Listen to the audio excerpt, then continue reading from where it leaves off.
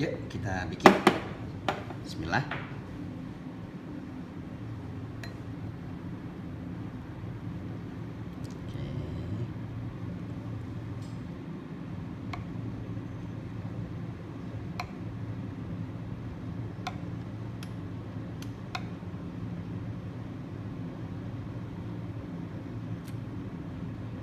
Oke, seperti ini.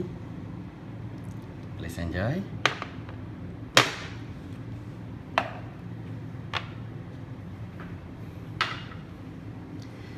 Oke, hai teman-teman, jumpa lagi dengan saya Saiful Bari.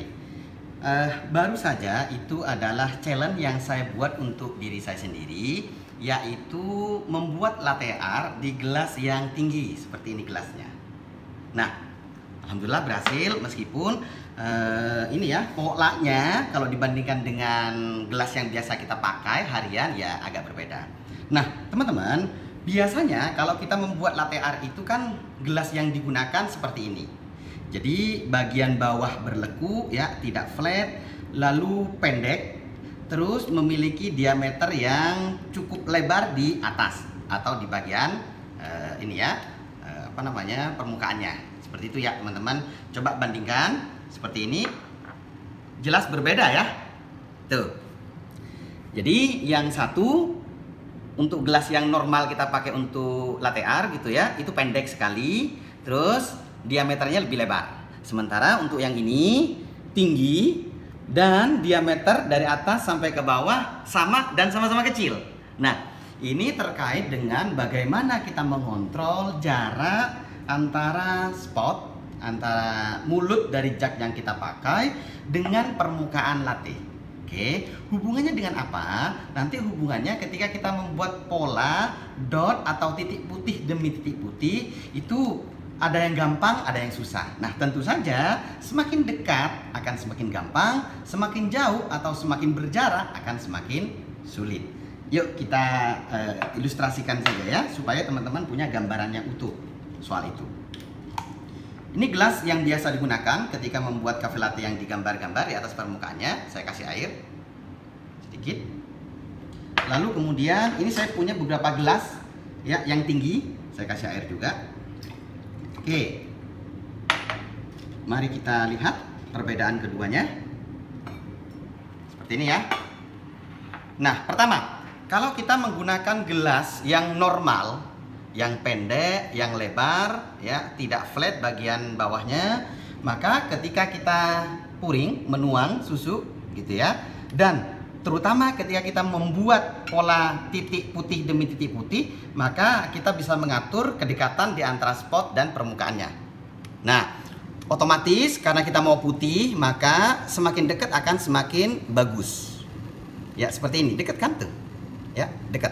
Jadi antara spot atau mulut jug dengan permukaan latte dalam hal ini diwakili oleh air. Oke, supaya teman-teman punya gambaran. Nah, sekarang kita bandingkan dengan gelas yang tinggi yang sudah dikasih air juga. Seperti ini. Ini sudah paling dekat. Dimiringin lagi, ini paling dekat. Artinya paling dekatnya itu masih jauh, masih berjarak. Tentu saja kalau kita mau bikin pola putih demi putih, gambar gitu ya, kalau jauh gimana caranya bisa gitu kan, sulit. Nah, ini edukasi dari challenge hari ini. Jadi teman-teman kalau mau berhasil latte artnya, kontrol antara spot dengan permukaan terkait jaraknya, ya kan. Baru kemudian kontrol hal-hal yang lain teman-teman. Misalnya kemarin ada challenge menggunakan gelas yang bagian bawahnya flat dan 4 sudut. Nah, itu terkait flow, aliran. Jadi kalau teman-teman mau berhasil membuat latte art itu, jangan hanya fokus ke kopi yang digunakan saja, tetapi fokuslah di apa lagi ya? Di steaming. Jadi fokus di brewing, di kopinya, fokus juga di steaming. Nah, satu lagi, fokus di pouring.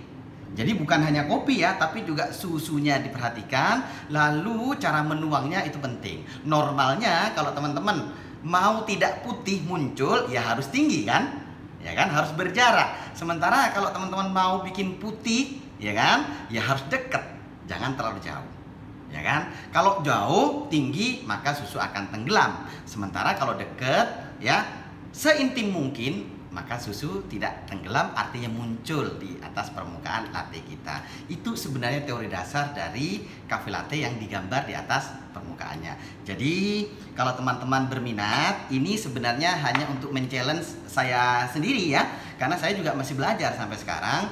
Nah, misalnya ya teman-teman berkenan, tertarik mengikuti challenge ini, silahkan.